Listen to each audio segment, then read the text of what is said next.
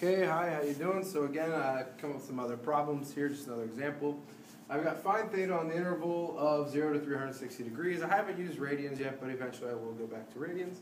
But for this particular one, if I want to find theta from 0 to 360, I can go ahead and I can start to do this problem. So, problem being is that I have a half angle, and I have a single angle. Now, there aren't any identities, okay, that deal with cosecant of the half angle, and there aren't any that have, but I do have some with secant. But things that I want to talk about here is I'm going to look at this like a couple steps ahead. Cosecant doesn't have any half angle things, but sine does. And what you should know is that cosecant and sine are related to each other as the reciprocal identities. And, okay, don't let this theta over 2 trip you, because it's still a theta, right? So, me having cosecant squared theta is still the same exact thing as if I had 1 over sine squared theta. The fact that it's dividing it by 2 doesn't matter, because it's still going to be some theta. So this, right, can be left in that theta over 2 idea, and I can say that cosecant theta over 2 is the same thing as this 1 over sine squared theta over 2, which is what I'm going to do. So I'm going to rewrite this as 1 all over sine squared theta over 2. And the reason I'm doing that is because I know that I can take this out of a half angle because I have a single angle over here. So I know that I can do that. So what I'm going to do here is now I'm going to think a little bit ahead as well at the same time. I know that this half angle identity deals with cosine theta. And well, that's nice for me because I know secant theta is related reciprocally with cosine theta. So I'm going to go ahead and change that at the same time too.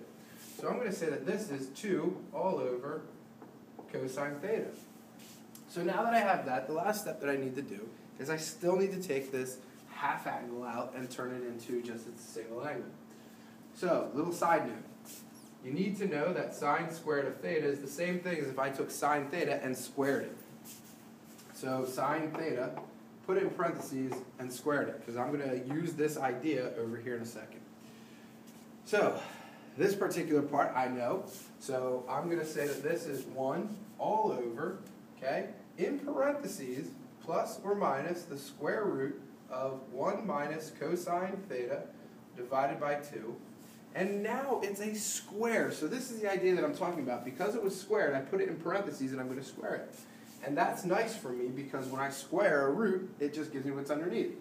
And that is going to be equivalent to 2 over cosine theta. So now what I have here for this particular problem is that rewriting this, I have 1 divided by 1 minus cosine theta all over 2 equals 2 over cosine theta. So at this point what I'm going to do is multiply, okay? I have a complex fraction here, so I'm going to multiply by the reciprocal. So if I want to multiply by the reciprocal, all I have to do here is multiply top and bottom by reciprocal, and we'll reduce it to another problem. So multiply this, so I get 2 all over,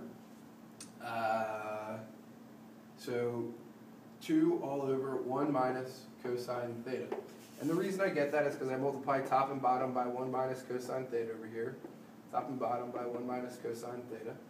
And the reason I'm allowed to do this is because I'm really just multiplying by 1, because anything divided by itself makes 1, so I'm really just multiplying this side by 1. 1 doesn't change the amount, it just changes the look.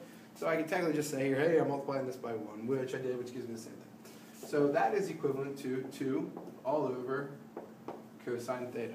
So at this point here, I can just utilize algebra 1 concept of cross multiplication, and I get 2 cosine theta is equivalent to 2 minus 2 cosine theta. And all it did here was distribute property.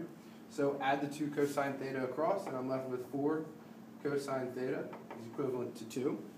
Divide by 4, and I'm left with cosine theta equals 1/2. So when theta, that gives me a positive 1/2. And the ratio when theta gives me positive 1/2 is at 60 degrees.